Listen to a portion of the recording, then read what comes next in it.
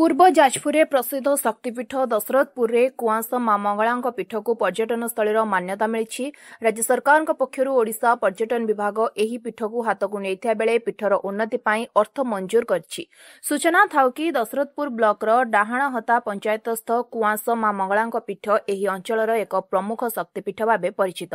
जाजपुर जिला समेत केन्द्रापड़ा भद्रक प्रभृति जिलार शह शह भक्त प्रतिदिन एही पीठ को मां दर्शन पाई आसी। गत सरकार समय पूर्वतन पर्यटन मंत्री अशोक पंडा एही मंगला महोत्सव को मुख्य अतिथि रूपे आसिथिया बेले मंत्री को अंचलवासी पक्षर एही पीठ को पर्यटन स्थल मान्यता देबा लागि सेतेबेले दाबी पत्र प्रदान करा जायथिला। एथिसह जाजपुर पूर्वतन विधायक प्रणव प्रकाश दास निकटरे मंगल उन्नयन कमिटी पक्षर एही पीठर उन्नति सह एहाको राज्य पर्यटन स्थल मान्यता देबा लागि बारंबार अवगत करा जायथिया बेले श्री दास एही पीठर उन्नति पाई पर्यटन विभाग पाखरे सेतेबेले दाबी रखिथिले। को दृष्टि रखी वर्तमान सरकार एही पीठ को गतकाली पर्यटन स्थल मान्यता देबा सह पीठर उन्नति निमंते पूर्वरु 25 लाख आसिथिबा बेले एबे पर्यटन विभागर 75 लाख टंका प्रदान करिसेंती। ए पीठ को पर्यटन स्थल मान्यता पाइबा परे समग्र अंचल रे खुशीर लहरी खेली जाइछि। शताधिक महिला माने आज एही पीठरे पहुंची पीठर पर्यटन स्थल मान्यता पाइथिबारु राज्य सरकार तथा पूर्वतन पर्यटन मंत्री और पूर्वतन विधायकों को कृतज्ञता ज्ञापन करछंती। मो ना नारायण चंद्र साहू घर कटिकटा देखु ये प्रति वर्ष जो मंगला महोत्सव होता से मानवर पर्यटन मंत्री अशोक चंद्र पंडा एटिक आसते मानवर विधायक तथा दलर सांगठनिक संपादक प्रणव प्रकाश दास महोदय आसते ये अंचलवासी से दाबी उठे जे एक पर्यटन स्थल केन्द्र भाव में परिणत करा जाऊ। 2 वर्षर कथा एवं 2 वर्ष भितर आमर मान्यवर विधायक जे थिले से बहुत उद्यम करिसेंती केमिति ए मंगलापीठ आईटीडीसी अंडर जीव एवं एक पर्यटन स्थल मान्यता पाइब से तांकर उद्यम बहुत प्रशंस्य। आज आमे बहुत खुशी ए अंचलर अधिवासी बहुत खुशी जे आज साकार रूप नहीं सरकार अमल पूर्व सरकार सब प्रकार सहयोग करथिले कार्य को बहुत आगे नहीं जो डिक्लेरेशन बाकी थिला से डिक्लेरेशन आज ए सरकार समय देखु पूर्व जाजपुर कुआंस मंगला पीठा एटा गोटे बड़ धार्मिक अनुष्ठान। एटी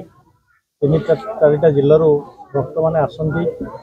एवं भक्त मान रही शिविर तैयारी करा जायछि एवं एठी कुआंस मंगला पीठरे कल्याण मंडप तैयारी होती रास्ता घाट तैयारी होती अनेक काम एठी होती निश्चित भाव आउ टिके डेभलप करने एठी पार्क आवश्यकता अच्छी। आमर पूर्वतन एमएल श्रीयुक्त प्रणव प्रकाश दास को उद्यम रे आज ओटीडीसी रो जो मान्यता पाई निश्चित भाव में आम अंचल तरफ दशरथपुर ब्लॉक तरफ कृतज्ञता ज्ञापन करुचु। नूतन सरकार को मध्य अनुरोध रहिबो